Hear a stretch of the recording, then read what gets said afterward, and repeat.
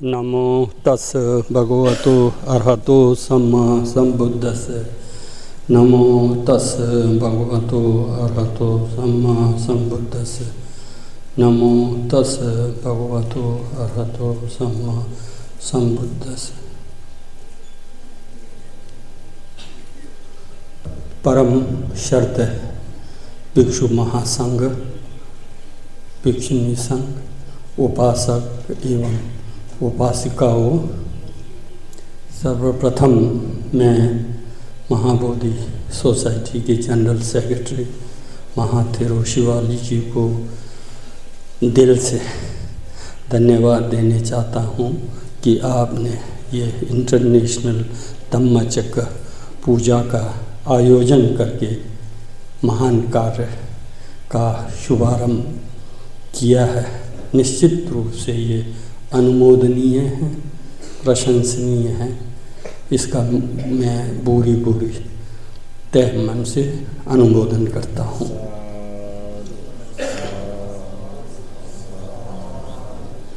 ये आगे भी निरंतर चलता रहे, ऐसी मैं तथागत बुद्ध से, त्रिरत्न से प्रार्थना करता हूँ। मैंने सोचा कि निश्चित रूप से धम्मचक्र प्रवर्तन सूत्र का पाठ हो रहा है, तो क्यों न इसी पर अपना विचार रखूं। जैसे कि मैंने उद्घाटन सत्र में भी कहा था कि हम लोगों के साथ यदि कोई बाधा है तो बैरियर है, तो वो भाषा को लेकर के है। भाषा के चलते हम आपस में खुलकर चिंतन मनन या विचार विमर्श नहीं कर पा रहे हैं। अन्यथा हम सब तथागत बुद्ध के अनुयायी हैं, हम सब त्रिशरण गमन जाते हैं, हम सब जो भिक्षु बनने का जो प्रोसेस है वो गृह त्याग करते हैं। गृह लेमैन का जो वस्त्र होता है उसका परित्याग करते हैं, बाल छिलते हैं, नाम बदलते हैं। ये सभी स्कूलों में एक सम्मान है, इसलिए कोई बहुत अंतर नहीं है। अब आप देखिएगा धम्मचक्र प्रवर्तन सूत्र को भी मैं तिब्बती परंपरा से यहाँ व्याख्या करूँगा, तो उसमें आप पाएंगे श्रीलंका हो, बर्मा हो, थाईलैंड, कंबोडिया, लाओस, कोई अंतर नहीं होगा। उसको आप ऑब्जर्व कीजिएगा। तो धम्मचक्र प्रवर्तन सूत्र, धम्म क्या है? धम्म का अर्थ मैं धम्म को 3 भागों में बांट करके व्याख्या करता हूँ। एक धम्म, वैसे संस्कृत परंपरा में धम्म की जगह पर धर्मा बोलते हैं, लेकिन एक ही है। धर्मा शब्द क्या है? द्रि धातु से बनना होता है। द्रि का अर्थ होता है धारण करना। इस अर्थ में सभी वस्तुएं, सभी विचार धर्म के अंतर्गत सन्निहित होता है। हम तिब्बती में कहते हैं रंग छे करके। सभी वस्तुओं का अपना एक यूनिकनेस, कैरेक्टरिस्टिक होती है, उसको धम्म कहते हैं। जैसे उदाहरण के लिए अग्नि है, अग्नि की जलनशीलता उसका धर्म है। जैसे पानी है, जल है, उसकी लिक्विडनेस, आर्द्रता उसका कैरेक्टर है। हम उसके कैरेक्टर को, हम उसकी विशेषता को देखकर वस्तुओं को ये अग्नि है, ये जल है, ये वायु है करके हम व्यवस्थित करते हैं, जानते हैं। इस प्रकार सभी धर्म, सभी वस्तुएं, इंग्लिश में उसको फेनोमेना कहता है, वो सभी धर्म के अंतर्गत निहित होता है। धर्म का बृहद अर्थ सभी वस्तुएं जो अपना यूनिक कैरेक्टर को धारण करती है, उसको हम धर्म कहते हैं। एक दूसरा धर्म का अर्थ प्रकृति का नियम है, नेचर ऑफ लॉ है। प्रकृति का नियम ही क्या है? धर्म है। ये भी सार्वभौमिक है। धर्म, बौद्ध धर्म में कहा है सभी वस्तुएं हेतु एवं प्रत्ययों से उत्पन्न हैं, इसलिए वो अनित्य है, अनित्य है। अनित्यता संस्कृत धर्म का स्वभाव है। अनित्यता, अनित्य जो है सभी कंपाउंडेड फेनोमेना का नेचर है, कैरेक्टर है। ये सार्वभौमिक है, सभी पर लागू होती है। यदि संस्कृत धर्म है तो वो अनित्य है, अनित्य है, वो एक धर्म है। वहीं पर सभी धर्म हेतु और प्रत्यय से उत्पन्न है, कॉज और कंडीशन से उत्पन्न है। ऐसा कोई भी वस्तु नहीं है जिसका कॉज और कंडीशन न हो। ऐसा कोई भी संस्कृत धर्म नहीं है, ऐसा कोई भी संस्कृत वस्तु नहीं है जिसका हेतु और प्रत्यय न हो। इसलिए पौधों की दृष्टि से कोई भी इनहेरेंट, शाश्वत, नित्य, कुटस्थ नाम का कोई तत्व नहीं है। यदि वस्तु है तो हेतु और प्रत्यय से उत्पन्न है। वो तथागत बुद्ध ने उसे प्रतीत्य समुत्पाद कहा है, प्रतीत्य समुत्पन्न है। यह सार्वभौमिक है। अब यहाँ पर जो तीसरा है दम, जो सूत्र की बात कर रहे हैं, धम्म चक्र की बात कर रहे हैं, वो जो है चार आर्य सत्य हैं। दुख आर्य सत्य, समुदाय आर्य सत्य, निरोध आर्य सत्य और मार्ग आर्य सत्य। इन चार आर्य सत्यों में संपूर्ण जगत और निर्माण का व्यवस्था होता है। इन चारों के अंदर सभी लौकिक अलौकिक विचार जो इसमें सन्निहित है, ये भी सार्वभौमिक है। यदि आपको जगत के बारे में समझना है, यदि आपको लोक की व्यवस्था करना है, यदि आपको संसार को समझना है, तो आपको दुख आर्य सत्य और समुदाय आर्य सत्य को समझना है। संसार दुख आर्य सत्य और समुदाय आर्य सत्य में निहित होता है, इससे बाहर नहीं है। वहीं पर लोकोत्तर की बात करते हैं, निर्वाण और मार्ग सत्य, दो में सब सन्निहित इंक्लूड हो जाती है, उससे बाहर कोई नहीं है। इसलिए यह धम्म है, धम्म सार्वभौमिक है। तो अब मैं यहाँ जो धम्म चक्र प्रवर्तन सूत्र है, जिसे तथागत बुद्ध ने आज से 2600 वर्ष पूर्व इसी स्थान पर उन्होंने इसकी देशना दी थी, उस पर विचार डालने से पहले यहाँ पर बहुत सारे शायद नए लोग भी हो सकते हैं, तो सारनाथ का संक्षेप में इतिहास भी जानना ज़रूरी है, ऐसा मैं मानता हूँ। इस दृष्टि में देखा जाए तो अश्वघोष हैं। अश्वघोष ने कहा है, अपने बुद्ध चरित्र में कहा है, काष्ठे वाहिना तथा वायु व्योमिना वरी भूमि ध्रुवम उपदेश तथा काश्याम कयायाम ज्ञानम शया। अश्वघोष कहते हैं कि जिस प्रकार काष्ठ में, लकड़ी के अंदर अग्नि रहती है, यदि काष्ठ है तो उसमें अग्नि व्याप्त रहता है। वायुमंडल है, आकाश गंगा है, तो उसमें वायु रहती है। आकाश में वायु का होना नियत है, काष्ठ में अग्नि का होना नियत है। पृथ्वी है तो पृथ्वी के बिना जल का होना निहित है।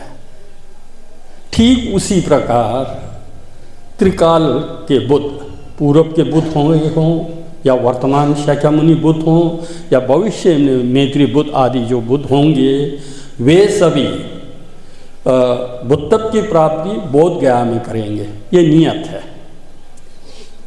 हम में से भी जब भविष्य में हम बुद्ध होंगे, हमको भी जो है बुद्धत्व की प्राप्ति बोध गया में करना होगा। और बुद्धत्व की प्राप्ति के पश्चात प्रथम धर्म देशना जो है सारनाथ से होता है। सारनाथ। ऋषि पतन मृगदाव से होती है, ये नियत है, ये निश्चित है। तो इसलिए आप समझ सकते हैं सारनाथ का महत्व। तीनों कालों के बुद्धों का धर्म प्रवचन स्थल, पवित्र स्थान ये सारनाथ है। बुद्धिस्ट कम्युनिटी के लिए, बौद्ध धर्म के लिए, जहाँ बुद्धिज़्म का ओरिजिन है, उससे बढ़कर पवित्र स्थल, महास्थल क्या हो सकता है। ये एक है। दूसरा, जब हम ऋषि पतन मृगदाव की बात करते हैं, ऋषि पतन का अर्थ है, पतन क्या है? पतन जैसे आज आप देखते हैं उड़ियान पतन करके, एयरपोर्ट को हम उड़ियान पतन कहते हैं ना, जहाँ जहाज़ उतरती है, उड़ती है, उसको हम जो है पतन कहते हैं। तो ये सारनाथ का पवित्र स्थल प्राचीन काल से, आदि काल से ऋषि मुनि लोगों का आने का स्थान है, एकत्रित होने का स्थान है, पतन करने का स्थान है। एक प्रकार से ये प्लेटफॉर्म है, एक प्रकार से हवाई जहाज का हवाई अड्डा है, उसी प्रकार ये सारनाथ जो है ऋषियों का स्थल है, ऋषि पतन। फिर मृगदाव की बात जब हम करते हैं तो इसका प्राचीन नाम जो है सारंगनाथ था। प्राचीन नाम इसका क्या था? सारंगनाथ। सारंग का अर्थ है हिरण, डियर पार्क, जो आज भी आप देख रहे हैं, हिरण। तो कहा जाता है कि एक बार तथागत बुद्ध जब बोधिसत्व के रूप में बनारस में विचरण कर रहे थे, तो उन्होंने देखा कि बनारस का राजा जो है शिकार के लिए, आखेट के लिए यहाँ आया करते थे। उसमें ये वन रहा होगा, सुंदर जंगल रहा होगा, पशु पक्षी रहे होंगे। तो राजा शिकार के लिए यहाँ आया करते थे और मृगों का जो है एक प्रकार से शिकार करते थे। तो तथागत बुद्ध बोधिसत्व हैं, उन्होंने उनकी हिरणों की रक्षा कैसे हो या पशुओं की रक्षा शिकार से कैसे हो, तो उसके लिए उन्होंने स्वयं अपने को हिरण के रूप में जन्म ले करके वो यहाँ विचरण करते हैं सारनाथ में। ये जातक में कहा गया है, यहाँ आते। तो जब राजा शिकार के लिए आते हैं तो राजा के तीर के द्वारा तो एक हिरनी पर जो है तीर लगता है। जो हिरनी एक माह पहले अपने कब्ज को, बच्चे को जन्म दिया रहता है, तो जब राजा ने हिरण को तीर मारा तो वो अपने पीड़ा को सोचना छोड़ करके क्या करती हैं, वो अपने बगल में जो बच्चा है उसके ओर देख करके उसके आंखों से आंसू गिरता हुआ ऐसा उसमें चित्र जो है राजा को दिखाई देता है। तो राजा को बहुत दुख होता है। वो सोचता है कि मैं तो प्रजा का संरक्षक हूँ, रक्षा करने वाला राजा हूँ, इसके बावजूद भी ये हिरण देखो पशु है, अपने शरीर में तीर चुभा हुआ है, लेकिन इसका परवाह किए बिना वो अपने बच्चे की चिंता कर रहा है, क्योंकि वो अपने बच्चे को देखते हुए आंसू निकाल रहे। तो उनको ऐसा लगा कि देखो ये अपने बारे में सोचना छोड़ करके अपने बच्चे के बारे में सोच रही है, तो कितना महान। तो उस दिन उन्होंने, राजा ने ये प्रतिज्ञा किया कि मैं आज के बाद कभी भी यहाँ आखेट शिकार नहीं करूँगा। इस प्रकार ये मृगदाव इसलिए बना, मृगदाव जो आज भी जो है यहाँ हरिणों को जो स्वतंत्र छोड़ करके जो रखा गया है, वो एक प्रकार से उस जातक का सिंबल है। फिर वहीं देखिए तथागत बुद्ध ने सबसे पहली बार अपने पंचवर्गीय भिक्षुओं को उपदेश देते हैं। यहाँ आप देखते हैं बगल में जो पंचवर्गीय भिक्षु हैं, इसके संबंध में भी तिब्बती में जंगलुन करके है, फूल और वाइस करके है। तो उसमें ये कथा आया है कि एक बार तथागत बुद्ध जो है नेपाल के राजकुमार के रूप में जन्म लिए थे। तो राजा के 3 पुत्र थे, महासाहसिक, महाकारुणिक, महामैत्रेय करके। तो एक दिन राज दरबार जो है पिकनिक के लिए जाते हैं बाहर। तो पिकनिक के लिए जाते हैं तो वे बच्चे अपने साथियों के साथ खेलते खेलते काफ़ी दूर निकल जाते हैं। काफ़ी दूर निकलने के बाद वो देखते हैं कि एक शेरनी 5 बच्चों को जन्म दे करके शिकार करने नहीं जा पाती है। तो इसके चलते प्राय मरण अवस्था में है, शेरनी अब मरने ही वाली है भोजन के अभाव में। इस दृश्य को तीनों राजकुमार और उनके मित्र देखते हैं तो महाकारुणिक को बहुत दुख होता है। वो अपने भाई से पूछते हैं कि इस शेरनी की रक्षा कैसे हो सकती है। तो जो अग्रज हैं, बड़े भाई हैं, वो कहते हैं कि शेरनी तो मीट खाने वाला है, तो इसके लिए तो फ्लैश किया से ही जीवित होगा, नहीं तो इसको तो हम जीवन दान नहीं दे सकते हैं। तो उनको दुख होता है, अब क्या होगा। तो इसी को वो विचार करते हुए, चिंतन करते हुए वापस लौटते हैं। तो फिर उनके मन में ये आता है कि क्यों ना मैं अपने शरीर का दान जो है शेरनी को दूं। तो बहाना करके अपने भाइयों को आगे बेच देते हैं। वो वापस लौटते हैं। वापस लौट करके शेरनी के सामने वो लेट जाते हैं। तो शेरनी तो इतना कमज़ोर हो गई है तो उनको खा भी नहीं पाती है। तो ऐसे में वो सामने कांटा है, कांटे से जो है अपने थाई को, जांघ को जो है छेद करते हैं, वहाँ से खून रिसकती है, निकलता है। तो शेरनी उस खून को चूसते क्रमशः जो है वो अपने शरीर को दान कर देते हैं शेरनी को। जब बोधिसत्व शेरनी को अपना शरीर त्याग करते हैं तो अंदर से प्रेयर करते हैं, प्रार्थना करते हैं कि इस मेरे शरीर के दान से भविष्य में जब मैं बुद्ध बनूंगा तो ये शेरनी जो है मेरे माता के रूप में जन्म लें और 5 कप्स जो थे, 5 शेरनी के बच्चे थे, वो मेरे प्रथम शिष्य के रूप में हों। ऐसा प्रार्थना करते हुए अपना शरीर का परित्याग करते हैं। बोधिसत्वों का जो प्रेयर होता है वो सफल होती है। उसी के अनुरूप ये पंचवर्गीय भिक्षु हैं जो तथागत बुद्ध ने अपने जीवन दान दे करके प्रेयर करके जन्म लिया था। तो जब आप सारनाथ में आते हैं तो इन सब चीज़ों पर भी आपको चिंतन करना चाहिए।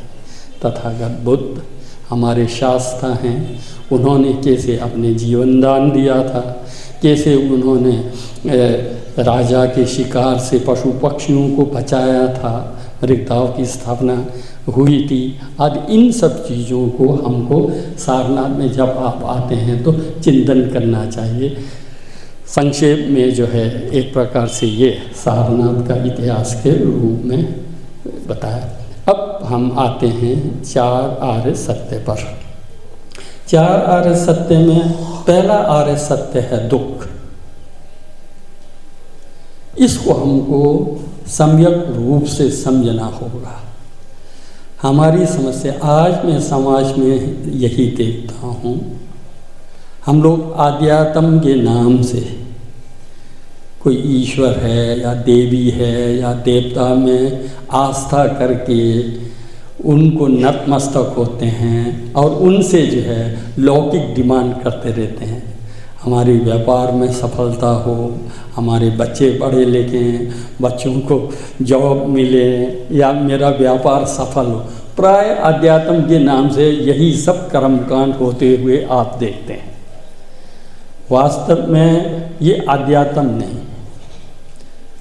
वास्तव में आध्यात्म जब आप इस संसार को दुख है समझेंगे तो इस संसार से मुक्ति की कामना जब आपके अंदर पैदा होगा, संसार से मुक्त वैराग्य की भावना जब आपके अंदर पैदा होगा, वही आध्यात्म में प्रवेश शुरू होती है।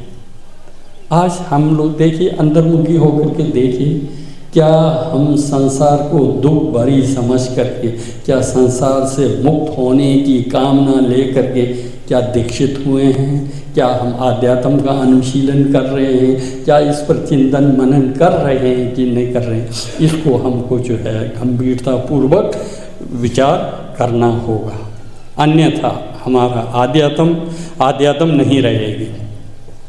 जब हम दुख की बात करते हैं तो दुख के अनेक रूप हैं, इसको भी समझना होगा। दुख, दुखता, विपरिणाम दुखता, संस्कार दुखता, ये 3 प्रकार के दुख हैं। दुखता सामान्य बात है, जैसे व्यक्ति बीमार रोगग्रस्त होता है उसको हम दुख दुखता, गरीबी में समस्याएं हैं, जो सांसारिक समस्याएं हैं, सांसारिक परेशानियां हैं, वो एक प्रकार से दुख दुखता है। ये तो सामान्य सभी धर्मों में एक समान रूप से व्याख्या किया गया है, लेकिन बौद्धों में उससे ऊपर विपरिणाम दुखता की बात करते हैं। विपरिणाम दुखता की बातें शायद अन्य धर्म ग्रंथों में आपको मिलना मुश्किल है। विपरिणाम दुखता का अर्थ क्या है? ये माने कि संसार दुख है, संसार में जिसको हम सुख समझते हैं वास्तव में वो दुख ही है, ये बताते हैं। जैसे कि हम लोग सोचते हैं अच्छा भोजन मिले, अच्छा भोजन में हम सुख देखते हैं, अच्छा वस्त्र में हम सुख देखते हैं, वायुयान में यात्रा करना हम सुख देखते हैं, 5 स्टार होटलों में जा कर के खान पान करना उसमें हम सुख देखते हैं। वास्तव में वो सुख नहीं है। यदि वो सुख होता तो भोजन में यदि सुख होती, उसको ज़्यादा से ज़्यादा आप ग्रहण करने पर आपका सुख में वृद्धि होनी चाहिए थी, वो होता नहीं है। वो तो होता नहीं, जितना ज़्यादा आप उसका प्रयोग करेंगे उतना फिर दुख बढ़ने लगता है। या उदाहरण के लिए जैसे कि यहाँ यदि सर्दी है, यदि हम हीटर जलाएंगे कुछ समय के लिए लगेगा कि हाँ आनंद है, लेकिन वही हीटर चारों तरफ जलता रहे और उसमें हमको दिन भर रहना पड़े तो फिर वो तो दुख में परिवर्तन हो गया। इसलिए वास्तव में देखा जाए जिसको हम जो है सुख समझते हैं वास्तव में वो क्या है? दुख है। इस चीज़ को भी हमको समझना होगा।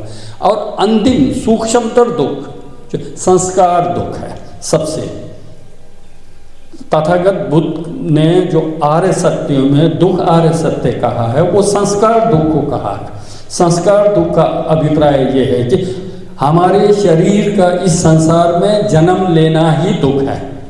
यह है हमारा शरीर का इस संसार में जन्म लेना ही दुख है, क्योंकि संसार में जन्म लेने के पश्चात दुख तो आते रहेगी।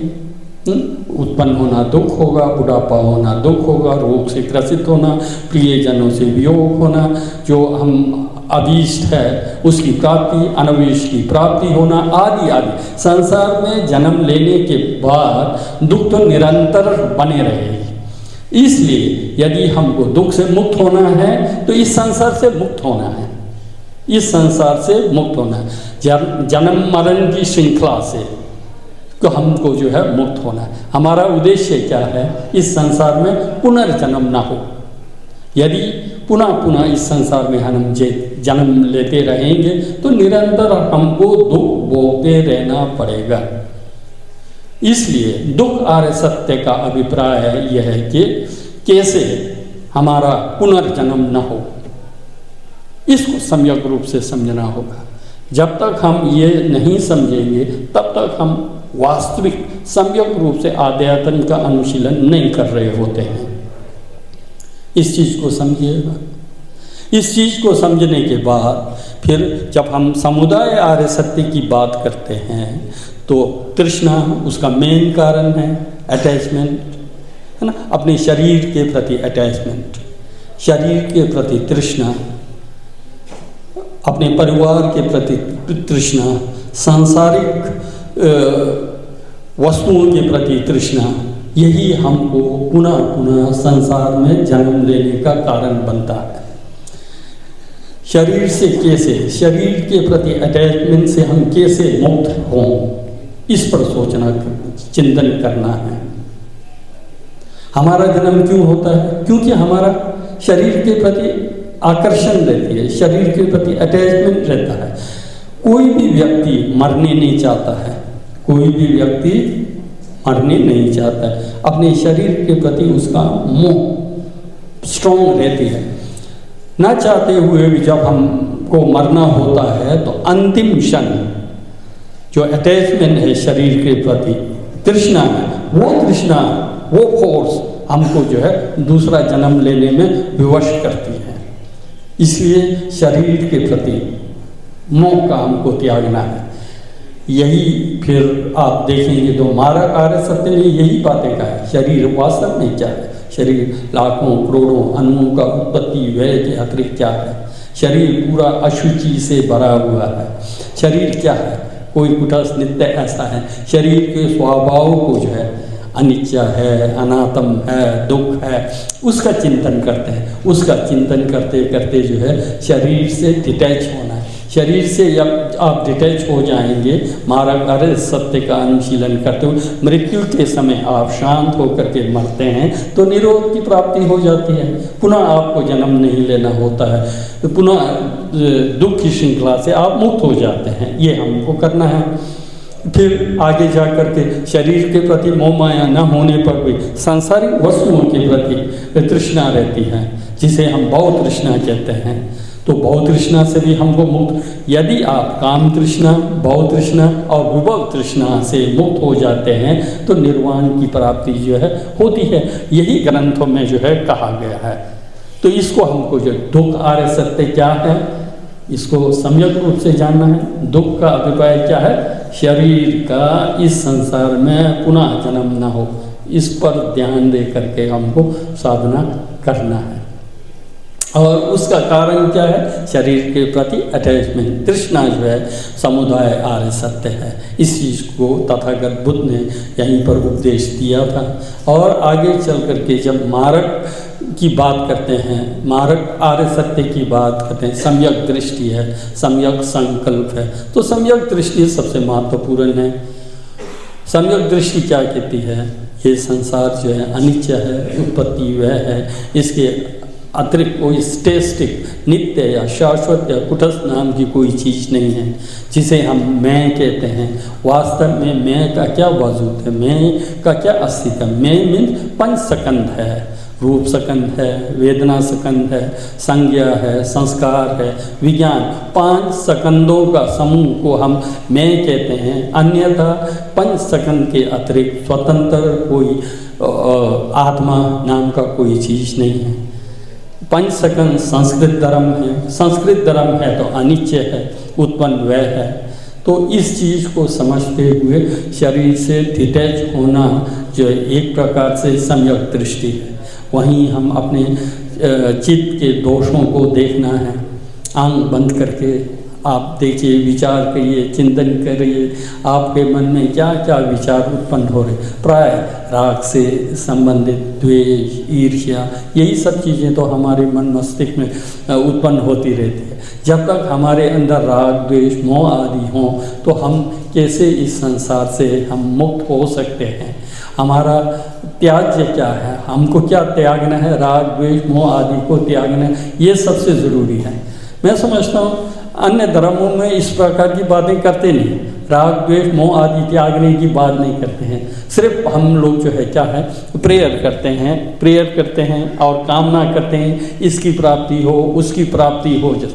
विश्लेषणात्मक अपने चित्त को अंतर्मुखी हो करके जो समस्याओं का जड़ है, मूल है, ये तथागत बुद्ध के दर्शन में या आप कह सकते हैं मार्ग सत्य के अंतर्गत जो है आती है।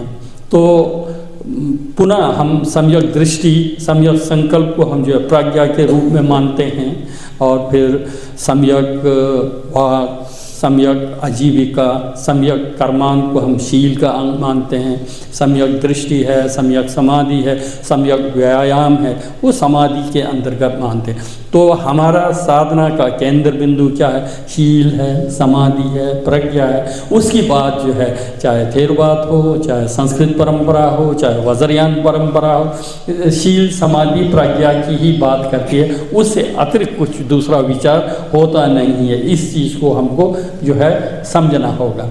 इसमें यहीं पर मैं एक थोड़ा व्याख्या करना चाहूँगा। जैसे कि तथागत बुद्ध ने 4 आर्य सत्य की बातें कही हैं, उसमें बुद्ध क्या कहते हैं? उसमें बुद्ध ये कहते हैं कि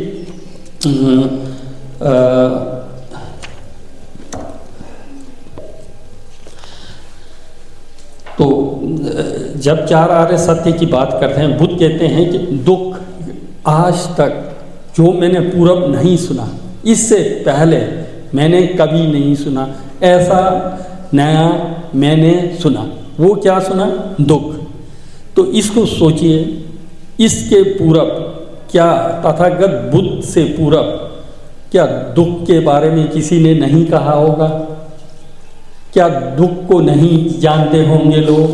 तो यहाँ यूँ क्यों कहते हैं कि इससे पूर्व मैंने दुख को नहीं समझा था, दुख को नहीं देखा था? इसका अर्थ यही है, सामान्य दुख की बात नहीं कर रहे हैं यहाँ, दुखता की बात नहीं कर रहे हैं, विपरिणाम दुखता की बात नहीं कर रहे हैं, यहाँ दुख की बात कर रहे हैं, संस्कार दुख की बात कर रहे हैं, संस्कार दुख की बात कर। जब तक ये शरीर होगा तब तक हम दुख से मुक्त नहीं हो सकते। इस चीज़ को मैंने समझा, इस चीज़ को मैंने समझा, ये बता रहे हैं दुख का। फिर जब ये कहते हैं तो उस समय चक्षु उत्पन्न हुआ, दुख के संबंध में चक्षु उत्पन्न हुआ कहते हैं। इसका अभिप्राय क्या है? चक्षु उत्पन्न होने का अभिप्राय ऐसा, जैसे कि हम आंख बंद करते हैं तो वस्तु दिखाई नहीं देती है। चक्षु उत्पदामी का अर्थ, हाँ, संस्कार दुख ही दुखों का मूल है। ये मैंने सुना आपसे, ये पहली बार सुना, जैसे मैं नींद से जागा। क्योंकि इसका बहुत ज़्यादा व्याख्या कहीं मिलता नहीं है। तो पाली में भी आप लोग देखिएगा कि चक्षु उत्पादि का क्या अर्थ है, ज्ञान उत्पादि का क्या अर्थ है, पඤ्ञा उत्पादि का क्या अर्थ है, विඤ्ञा उत्पादि का क्या अर्थ है, आलोक उत्पादि का व्याख्या क्या किया है। मैंने तो बुद्ध घोष वाला अटकथा वाला देखा। कल मैंने अपने प्रोफेसर से कहा कि ज़रा देखो बुद्ध घोष ने इसको जो है क्या व्याख्या किया है। तो वो खोल के कई ग्रंथ लेके आए, कहीं पर इसका व्याख्या नहीं है, कहीं पर इन चारों का व्याख्या जो उपलब्ध नहीं है, लेकिन बोधि परंपरा में कुछ है इसका। तो उसमें यही है कि चक्षु उत्पादि का अर्थ है दुख के बारे में मैंने समझा, सुना। पहले श्रोत में प्रज्ञा है, ये चक्षु उत्पादि का अर्थ है श्रोत में प्रज्ञा। उसके बाद जो है ज्ञान में, फिर मैंने जो है उसको चिंतन करना शुरू किया। वास्तव में क्या संस्कार दुख का मूल है, चिंतन करना शुरू किया। ये चिंतन में प्रज्ञा है। दूसरा वाला क्या है? चिंतन में। पहले श्रुत में प्रज्ञा है, दूसरा वाला जो है चिंतन में प्रज्ञा है। फिर उसके बाद पඤ्ञा उत्पादन। पඤ्ञा का अभिप्राय यही है कि चिंतन करके मैंने जो है दुख को जो है सम्यक रूप से साक्षात्कार किया या समझा। उस समय व्यक्ति जो है क्या है, सोतापति बन जाता है। एक प्रकार से वो पृथक जन से ऊपर उठकर जो है आर्य पुद्गल कहलाता है। सोतापति की प्राप्ति जो है भावनाओं में प्रज्ञा के द्वारा।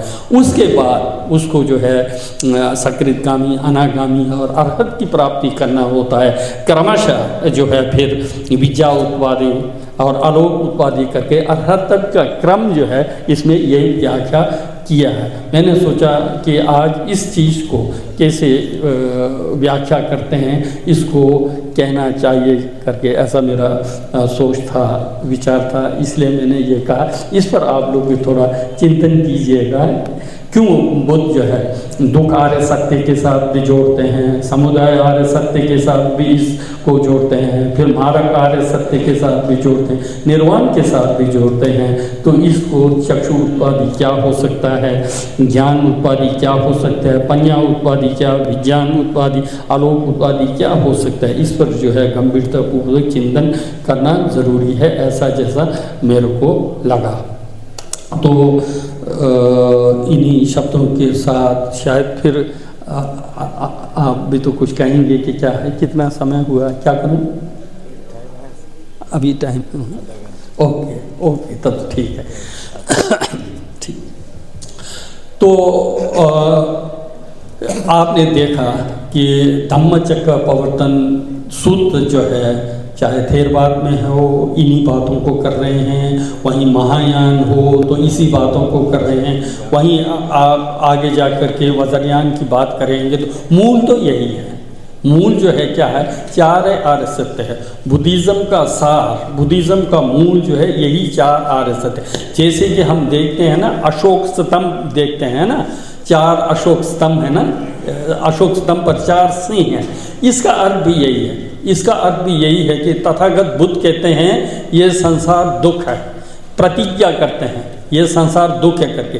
कोई भी उसका जो है खंडन नहीं कर सकता है, कोई भी व्यक्ति ये सिद्ध नहीं कर सकता है कि संसार दुख नहीं है, ऐसा कोई भी सिद्ध नहीं कर सकता। इस प्रकार क्या है, दुख आर्य सत्य एक सिंह वचन के तरह है।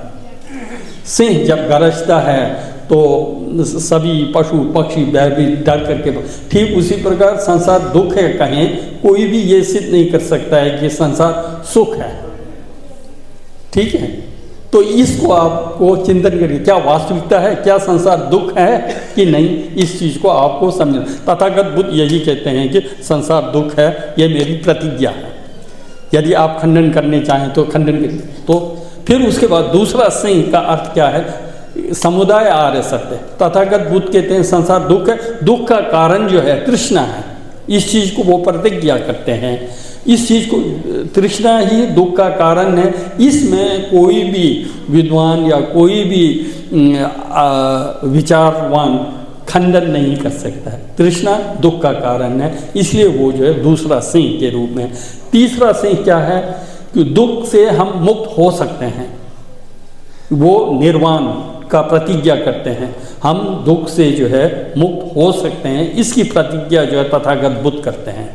तो उस पर भी कोई भी व्यक्ति, कोई भी दर्शन, कोई भी विद्वान खंडन नहीं कर सकता है कि निर्वाण की प्राप्ति नहीं हो सकती है, ऐसा कोई सिद्ध नहीं कर सकता है। क्योंकि दुख का कारण तृष्णा है, वो आगंतुक है, वो राग द्वेष मोह है, वो आगंतुक है, वो चित्त का स्वरूप नहीं है। जब हम राग द्वेष मोह का परित्याग करेंगे तो निर्वाण की प्राप्ति होना स्वाभाविक है, निर्वाण की प्राप्ति भी हो सकती है। इसलिए निर्वाण की प्राप्ति होती है, ये जो है जो प्रतिज्ञा करते हैं उसका भी कोई भी व्यक्ति जो है खंडन नहीं कर सकता। इसलिए जो है अशोक स्तंभ पर जो है तीसरा जो सिंह है उसके रूप में मान्य है।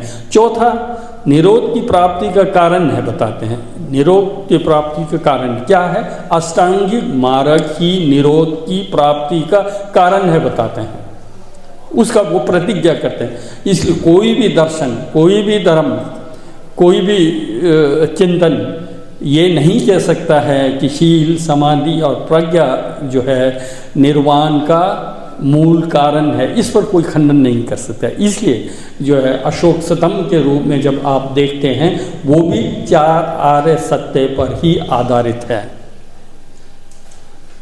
इसलिए चाहे थेरवाद हो, महायान हो या वज्रयान हो, उनका चिंतन का आधार जो है क्या है, चार आर्य सत्य है। हाँ, उसमें कुछ भिन्नताएं निश्चित रूप से सम्यक दर्शन के रूप में कुछ भिन्नताएं आ सकती हैं। जैसे अनित्य को लें, अनित्य के संबंध में ये जैसे वैभाषिक मत मेरे ये मानते हैं कि वस्तु का उत्पत्ति होती है, कुछ समय के लिए स्थिति रहती है, फिर वो जो है नाश होता है। उत्पत्ति, स्थिति और नाश की बात वैभाषिक में भी करते हैं, वैसे ही थेरवाद परंपरा के अनुसार भी करती है। क्योंकि वस्तु का वजूद, वस्तु का पारमार्थिकता मानते हैं, तो इसलिए वस्तु की उत्पत्ति, स्थिति और नाश के रूप में अनित्य को देखते हैं। वहीं आप स्वतांत्रिक से ऊपर माध्यमिक आदि को लें, जैसे उत्पन्न होता है वैसे ही नष्ट होता है, स्थिति को जो है मान्य नहीं। इतना बड़ अंतर जो है अनित्य के विश्लेषण में या व्याख्या में आता है। लेकिन बहुत ज़्यादा यदि बुद्धिस्ट हैं तो हर वस्तु को जो है अनित्य के रूप में मानना जो है एक प्रकार से समान रूप से। वहीं दूसरी ओर हम प्रतीत समुत्पाद की बात करते हैं तो थेरवाद में हो या वस्तुवादी हों, वो प्रतीत समुत्पाद को जो है वस्तु के अस्तित्व को सिद्ध करने के लिए जो है प्रतीत समुत्पाद का युक्ति देते हैं। उनका कहना है तथागत बुद्ध ने हेतु और प्रत्ययों की बात की है, इसलिए जो है वस्तुओं का जो है परमार्थिक होना जो है मान्य है। यदि परमार्थ में वस्तुओं का अस्तित्व न होता तो तथागत बुद्ध क्यों फिर प्रतीत समुत्पाद की देशना करते वो कहते हैं। वहीं महायान वाले या नागार्जुन हों तो उनका कहना है कि वस्तु निस्वभाव है, इसीलिए तथागत बुद्ध ने जो प्रतीत समुत्पाद की देशना की है। वस्तु यदि होता तो उसको जो है किसी हेतु या प्रत्यय पर निर्भर होने की आवश्यकता नहीं होती, तो वो वस्तु तो है। यदि वस्तु परमार्थता है तो उसको किसी के अपेक्षा की क्या आवश्यकता है। इसलिए वस्तु का स्वतंत्र वजूद नहीं है, इसलिए उसको जो है दूसरे पर निर्भर करना रहना पड़ता है, सापेक्ष है। इसलिए नागार्जुन क्या है, वस्तु की निस्वभावता को सिद्ध करने के लिए जो है प्रतीत समुत्पाद की देशना करते हैं। वो जो एक प्रकार से माइनर आप कह सकते हैं डिफरेंसेस है, अन्यथा जो है बोधों में सभी प्रतीत समुत्पाद की बात करते हैं, अनित्य आदि की बात करते हैं, दुख की बात करते हैं, कोई बहुत ज़्यादा अंतर जो है नहीं, इस चीज़ को समझना होगा। लेकिन एक मूल जो भेद है उसको भी समझना चाहिए। वस्तुवादी और महायानियों में अंतर यह है कि चित्त की प्रवासवरता, चित्त अनादिकाल से है। इस चीज़ को जो है चाहे थेरवाद परंपरा हो चाहे संस्कृत परंपरा हो, दोनों मानती है चित्त का कोई आदि नहीं है। लेकिन जब व्यक्ति निर्वाण की प्राप्ति करता है तो वो निर्वाण की अवस्था में एक प्रकार से चित्त को भी शून्य रूप में मानते हैं। चित्त भी एक प्रकार, चित्त का जो है एग्जिस्टेंस वो लोग नहीं स्वीकारते हैं। इस पर थोड़ा जो है चिंतन करना चाहिए। क्यों? जब क्लेश आदि, राग द्वेष मोह क्लेश आदि आगंतुक है तो उसका क्षय हो जाता है, तो प्रवासर चित्त को क्यों क्षय होना चाहिए, इस पर चिंतन की आवश्यकता है, ऐसा मेरा मानना है। क्योंकि राग द्वेष मोह चित्त का एट्रीब्यूट तो नहीं है, चित्त का गुण नहीं है, चित्त का लक्षण नहीं है। जब चित्त का लक्षण नहीं है तो राग द्वेष मोह के नाश होने पर प्रवासर चित्त क्यों नष्ट हो जाता है। इस चीज़ को जो है जैसे हमारे धर्म कीर्ति आदि हों या महायान के आचार्य हों, वो प्रश्न उठाते हैं। आगंतुक और प्राकृतिक प्रवासर चित्त में क्या अपरिहार्य संबंध है। अपरिहार्य संबंध होता तो वो कभी नष्ट नहीं हो सकता था। अपरिहार्य संबंध नहीं है तो क्यों राग द्वेष मोह के नष्ट होने पर जो है चित्त प्रवासर चित्त नाश हो रही है, ये प्रश्न उठाते। इसलिए महायानियों का ये मानना है, जिस प्रकार आज तक हम पृथकजन जो है संसार में राग द्वेष मोह से हम निरंतर जन्म लेते हुए इस संसार में हम दुख को भोग रहे हैं, राग द्वेष मोह का परित्याग के पश्चात उसके सब्स्टिट्यूट में हमको जो है करुणा को डेवलप करना है, मैत्री को विकास करना है, मानवीय मूल्य जो है उसका जो है हमको विकास करते हुए करुणा से प्रेरित होकर के हमको जन्म लेना होता है। जिस प्रकार तृष्णा से जन्म लेना होता है, उसी प्रकार करुणा से प्रेरित होकर के भी जन्म लिया जा सकता है, ऐसा महायानियों का सोच है। इसके चलते जो है आप देखेंगे शांति देव मेरे ये प्रेयर करते हैं, जब तक आकाश रहेगी प्राणी रहेंगे, जब तक प्राणी रहेंगे तो तब तक मैं भी इस संसार में पुनः पुनः जन्म लेते हुए प्राणियों का कल्याण करते रहूँगा करके ये प्रेयर करते हैं। इसलिए महायानियों का सोच जो है क्या है, एक प्रकार से उनका मोटो कहें तो क्या है, बुद्धो भव्यम जगतो हिताय करते हैं। महायान लोगों का क्या है, उद्देश्य है प्राणियों का कल्याण करना, महायानियों का उद्देश्य है। वो कहते हैं बुद्धो भवेयम जगतो हित, मैं बुद्ध बनने चाहता हूँ। क्यों? क्योंकि जगत का हित करने चाहता हूँ। महायानियों का अनुसार जगत का हित करना ही उनका उद्देश्य है। बुद्ध की प्राप्ति भी उनका उद्देश्य नहीं है। उद्देश्य उनका जो है प्राणी जगत हित है। जब हम जगत हित की बात करते हैं तो वो देखते हैं जब तक मैं बुद्ध नहीं बन सकूंगा, जगत का पूर्ण रूप से मैं कल्याण नहीं कर सकता हूँ, पूर्ण रूप से कल्याण करने के लिए मुझे बुद्ध बनना पड़ेगा। ये है सोच। इसलिए इससे साफ हो जाता है कि महायान का सोच जो है क्या, जगत का कल्याण करना। बुद्ध बनना भी है तो जगत कल्याण के लिए बनना है। हम जो जगत का हित कर रहे हैं वो एक प्रकार से बुद्ध की प्राप्ति करने के लिए कर रहे हैं। बुद्ध की प्राप्ति करने के लिए तो कर रहे हैं। बुद्ध क्यों बनने चाहते हैं? जगत का कल्याण करने चाहते हैं। इसलिए हमको जगत कल्याण पर ध्यान देना चाहिए। जगत कल्याण के संबंध में हम, मेरे लिए आध्यात्म जहाँ तक हो सके हम ज़रूरतमंदों की सेवा कर सकेंगे तो वही मेरे लिए तो आध्यात्म है, ऐसा जैसा प्रतीत होता है, ऐसा लगता है। मैं कभी कभी ये कल्पना करता हूँ तथागत बुद्ध जब सारनाथ में पंचवर्गीयों को उपदेश करते होंगे, वही तो भगवान है ना, वही तो बुद्ध है ना।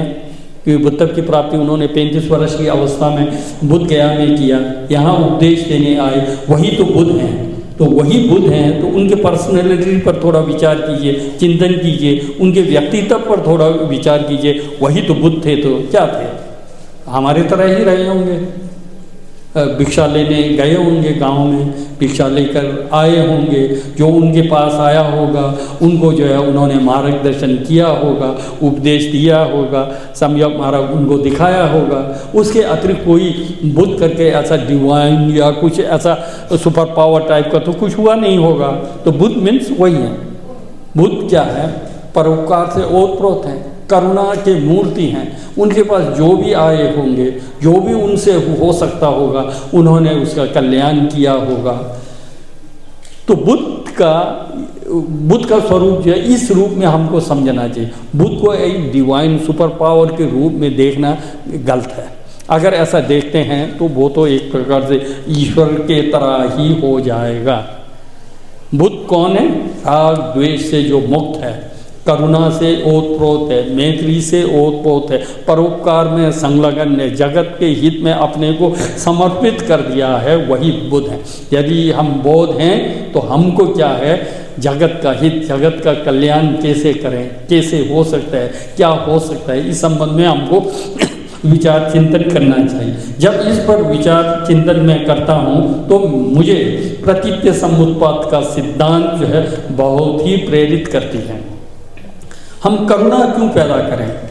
दूसरों के प्रति करुणा क्यों पैदा करें? अब करुणा कैसा पैदा हो सकता है, इस पर हमको जो है सोचना चाहिए। जब हम इस पर सोचते हैं मेरे अंदर करुणा कैसे पैदा हो, तो इस पर जब हम चिंतन करते हैं यही देखते हैं कि हम एक दूसरे पर निर्भर हैं। हमारा अस्तित्व दूसरे के अस्तित्व से है। यदि दूसरा है तो हमारा अस्तित्व है, दूसरा नहीं होते। क्या मैं अकेला सारनाथ में होता तो मैं जीवित रह सकता था? यह संभव नहीं है। जो मैं खा रहा हूँ, जो मैं पी रहा हूँ, ये सब दूसरों के द्वारा किया गया है। इस चीज़ को हमको समझना है। मैं प्राय ये कहते रहता हूँ, क्लासरूम में भी बच्चों को ये कहते रहता हूँ, जब हम चाय पी रहे होते हैं तो हमको सोचना चाहिए ये चाय कहाँ से आया, इसमें जो चाय पत्ती है वो कहाँ से आई? चाय के बागान से मजदूरों ने चाय की पत्ती को कलेक्ट किया, बहुत लंबा चौड़ा प्रोसेस के चलते आपके टेबल तक पहुंचा है। इस चीज़ को स्मरण करना चाहिए। दूसरों के प्रति ऋणी भाव पैदा करना चाहिए, कृतज्ञता की भावना पैदा करना चाहिए। दूसरों के प्रयास के चलते मुझे जो है इस प्रकार स्वादिष्ट चाय की उपलब्धि हो रही है करके, ठीक उसी प्रकार चीनी को लेकर के हों, दूध को लेकर के हों। हमको सोचना चाहिए कि चाय कैसे बना, कितने लोगों का इसमें योगदान रहा, कितने लोगों का इसमें परिश्रम निहित है। इस चीज़ को जब आप अनुभव करेंगे तो दूसरों के प्रति करुणा जो है अपने से उत्पन्न होगा। ठीक उसी प्रकार हम भोजन कर रहे हैं, भोजन कहाँ से आया, कितने लोगों का परिश्रम है इसमें, कितने किसानों का परिश्रम है उसमें, कितने मजदूरों का परिश्रम है उसमें, किन किन लोगों के परिश्रम के मार्फत हमको जो है भोजन परोसने का अवसर मिला है। इस चीज़ को स्मरण करना चाहिए। जब ये आप स्मरण करेंगे तो गरीब मजदूर खेत खलिहान में काम करने वाले दिखेंगे, उनके प्रति आपके अंदर करुणा अपने से पैदा होगा। उन लोगों के चलते मैं ऐशो आराम की जीवन जी रहा हूँ। जैसे उसी प्रकार जो हम वस्त्र पहने हैं ये भी किसी दूसरे के द्वारा प्रोड्यूस किया गया है। किसी ने कपास बोया है, किसी ने उसको जो है काताई किया है, फिर उसको जो है लूम में जाकर के वस्त्र बना है। तो प्रोसेस की तरह देख रहे हैं ना। इसलिए हम जिस भी वस्तु का जो भी वस्तु हम उपयोग कर रहे हैं, प्रयोग कर रहे हैं, ये सब दूसरों के प्रयास के चलते हुआ है। तो इसलिए दूसरों के प्रति हमारा कृतज्ञता की भावना हमारे अंदर उत्पन्न होना चाहिए। जब हमारे अंदर कृतज्ञता की भावना पैदा होगी तो हम हमारा उनके प्रति जो है देखने की दृष्टि, सोच, विचार, चिंतन जो है पॉजिटिव होगा, करुणा अपने से उत्पन्न होगा, हम सबको अपना समझेंगे। यही एक प्रकार से करुणा के विकास का एक प्रकार से उपाय है। प्रतीत समुद्धा जो तथागत बुद्ध ने देशना किया था, एक प्रकार से संपूर्ण धर्म दर्शन जो है प्रतीत समुद्धाता और अनिच्छा के अंतर्गत निहित होती है। यही सब हम लोग जो है इसी का हम सभी स्कूल हो या परंपरा हो व्याख्या करते हैं। इस चीज़ को हमको समझना है। तो इन्हीं शब्दों के साथ पुनः मैं यही कहूँगा कि बौद्ध परंपरा के अंतर्गत जो है जब हम धम्मचक्र प्रवर्तन की बात करते हैं या बुद्धिज़्म का एसेंस सार क्या है हम बात कर रहे हैं, तो आप समझ लीजिएगा कि कोई तिब्बती परंपरा या फिर संस्कृत परंपरा जो है किसी सनातन धर्म दर्शन या हिंदू धर्म दर्शन की व्याख्या नहीं कर रहा होता। हमारे अंदर कुछ गलत फहमियाँ हैं कि समझते हैं कि ये लोग तो पता नहीं हिंदू दर्शन की बात करते हैं, पूजा करते हैं, कर्मकांड करते हैं, ये करते हैं, वो थोड़ा मिसकंसेप्शन है ना। तो ये नहीं होना चाहिए, ऐसा होता नहीं। हाँ, कर्मकांड भी करते हैं, तो इस पर भी आप विचार कीजिए। तो थेरवाद में भी हल्का फुल्का कर्मकांड होता ही है ना। परितरण सूत का पाठ करते ही हैं, फूल चढ़ाते हैं, दीप चलाते हैं, तो है बुद्धम शरणम की बात करते हैं। बुद्ध है ना, बुद्ध है तभी तो बुद्धम शरणम बोल रहे हैं। बुद्ध का एग्जिस्टेंस नहीं है तो क्या बुद्धम शरणम गच्छामि बोलेंगे।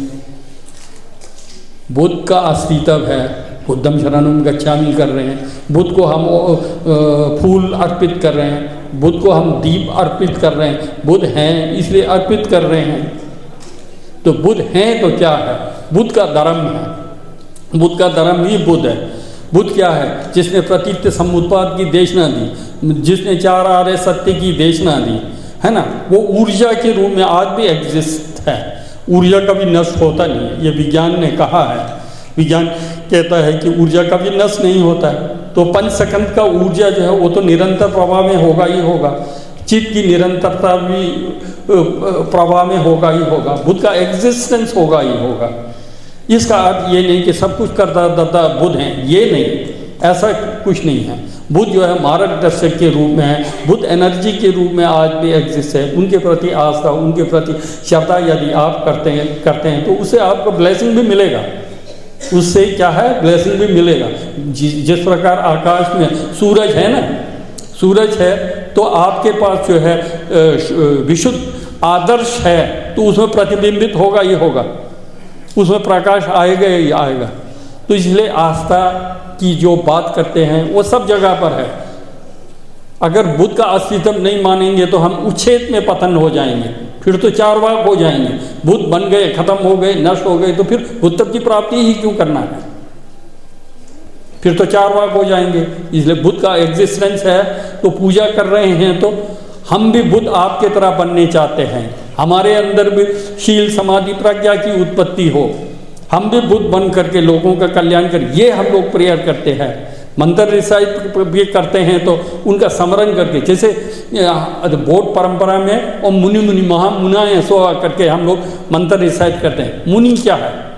मुनि जो है श्रावक, अरहत को हम मुनि कहते हैं। श्रावक ने जो तत्व का साक्षात्कार किया है उसे हम मौन रूप से ही कह सकते हैं, उसको शब्दों से व्यक्त नहीं कर सकते हैं। अरहत तप की प्राप्ति में जिस तत्व का उन्होंने साक्षात्कार किया, जिस निर्वाण का उन्होंने साक्षात्कार किया, वो शब्द अतीत है, वो मौन से होता है, इसलिए वो मुनि हैं। हम बोलते हैं श्रावक। फिर दूसरा मुनि बोलते हैं प्रत्येक बुद्ध, प्रत्येक बुद्ध को कहते हैं। फिर तीसरा महामुनि कहते हैं, बुद्ध को कहते हैं। मुनि मुनि महामुनि का अर्थ है कि श्रावक ने जो तत्व का साक्षात्कार किया, प्रत्येक बुद्ध ने जिस तत्व का साक्षात्कार किया, और तथागत बुद्ध ने सम्यक संबोधि ने जिस तत्व का साक्षात, वो मैं साक्षात्कार करूं करके और मुनि मुनि महामुनि का रिसाइट करते हैं। अब उसमें कहाँ से हिंदू वाली बात आ गई है ना? नहीं ना, इस चीज़ को भी अंतर भी जानिए, आप लोग पूछिएगा भी। बौद्धों और हिंदुओं में देवी देवताओं में बहुत फर्क है। बौद्धों में बोधिसत्व जो होते हैं वो जो अपना राग द्वेष मोह का क्षय करके बुद्ध बने होते हैं। राग द्वेष मोह का क्षय करके तारा बना होता है, राग द्वेष मोह का क्षय करके अवलोकेश्वर बने होते हैं। ठीक है, तो वो तो बनना ही चाहिए। बुद्ध या बोधिसत्व बनना सिर्फ तथागत बुद्ध का बपोती तो नहीं है। तो अगर ऐसा मानेंगे तो वो तो ईश्वरवादी हम हो जाएंगे। सिर्फ बुद्ध जो है सिद्धार्थ गौतम ही बुद्ध बन सकता है, दूसरे लोग नहीं बन सकते हैं। अगर ऐसा सोचें तो वो तो वही हो जाएगा, ओमनीपोटेंट ओमनीसेंस, जो ईश्वर वाला कल्पना। ऐसा नहीं है। शाक्यमुनि बुद्ध भी कहते हैं कि प्रारंभ में तो मैं भी ऑर्डिनरी बीइंग था, जैसे आप थे वैसा मैं था। मैंने जो है साधना किया, मैंने बोधिचित्त उत्पन्न किया, मैंने प्रतीत समुत्पाद का साक्षात्कार किया, मैंने अनित्य को समझा और मैं बुद्ध बना। सभी राग द्वेष से मोह से मुक्त होकर के मैं बुद्ध बना कहते हैं ना, तो वो तो हम भी कर सकते हैं ना। राग द्वेष मोह का हम अगर परित्याग करेंगे, बोधिचित्त को उत्पन्न करेंगे, हम भी बुद्ध बन सकते हैं, हम भी बोधिसत्व बन सकते हैं। हमारे जितने भी देवी देवता हैं वो सब जो है राग द्वेष का परित्याग करके बोधिचित्त को उत्पन्न करके बुद्ध बने हैं, तारा बने हैं, अवलोकेश्वर बने हैं, मंजूश्री बने हैं। वास्तविकता समझना है, यदि ये देवी देवता लोग सभी अपने चित्त के अंदर जो राग द्वेष मोह था उसका परित्याग करके उसके सब्स्टिट्यूट में बोधिचित्त उत्पन्न करके करुणा उत्पन्न करे, अपरिमित करुणा के अधिकारी, अपरिमित ज्ञान के अधिकारी बने हों तो सब पूजनीय है, कोई अंतर नहीं है, एक ही है। मेरा और तेरा नहीं हो सकता है, सब एक है। अगर ऐसा नहीं है, लकड़ी और पत्थर को खड़ा करके बोल दें कि ये जो है देवता है, तो वो कैसे हो सकता है? वो संभव होगा? युक्ति संगत बैठता है कि नहीं बैठता है? हाँ, इसको समझिएगा, इसको समझना चाहिए। साधना के बल पर अगर उस पद को प्राप्त किया है वो सही है, वहाँ नतमस्तक हुआ जा सकता है। प्राय दुनिया का आध्यात्म जो है, दुनिया का धर्म दर्शन जो है ना, आस्था पर निर्भर है, विवेक पर निर्भर नहीं है। दुख का कारण क्या है उस पर हम कोई खोज नहीं करते। बुद्ध अकेले ऐसे महापुरुष हैं जो दुख का कारण को राग द्वेष मोह को बताते हैं, पॉइंट करते हैं। जब तक उससे हम मुक्त नहीं होंगे सुख और शांति की प्राप्ति नहीं होगी, वो कहते हैं। वहाँ बुद्धिज़्म में कोई शाप देना या वरदान देना बिना किए ऐसा होता नहीं है। हम लोग इजी वे में वरदान प्राप्त करना चाहते हैं, थोड़ा सा दे करके बड़ा प्राप्त करना चाहते हैं। ये हमारे अंदर कमज़ोरी है, इसके चलते हम भटकते हैं, ऐसा जैसा लग रहा है। अब वास्तव में आपको बुद्धिज़्म को फॉलो करना है। 4 आर्य सत्य, दुख क्या है उसको समझिएगा, दुख में भी संसार दुख को समझिएगा। दुख में भी सिर्फ यही लाइफ नहीं है, लाइफ आफ्टर लाइफ आपको सोचना है। दुख का अर्थ जो है संसार से हमको विमुक्त होना है, संसार से मुक्ति मिलना है। इस जीवन के बारे में नहीं सोचना है, इस जीवन का सुख दुख के बारे में हमको नहीं सोचना है। इस जीवन का सुख दुख के बारे में हमको सोचना होता तो तथागत बुद्ध तो राजा थे, उनके पास क्या कमी थी? उनको तो ऐशो आराम की जीवन जीना चाहिए था, सिर्फ यही संसार यही जीवन होता तो गृह त्याग की आवश्यकता नहीं थी।